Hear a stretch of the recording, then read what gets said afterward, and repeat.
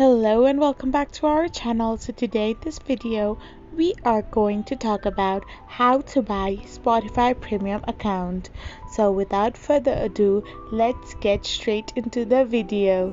So to purchase Spotify premium account, you need to first go to a web browser of your preference and type in the URL www.spotify.com/us/premium/#plans. So once you type it in, you will be redirected to this kind of page where you need to click on try free for 1 month. Now all you need to do is type in your email address or username and also type in your password of your Spotify account and tap on the login option.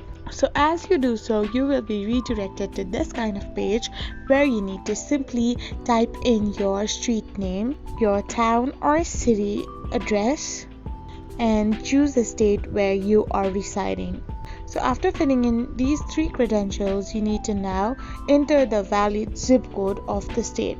So after this, you need to choose a payment method, either credit card or debit card or PayPal. Now, as you choose credit card or debit card option, you have to enter your card number and fill in its necessary details like its expiry date as well as its security code.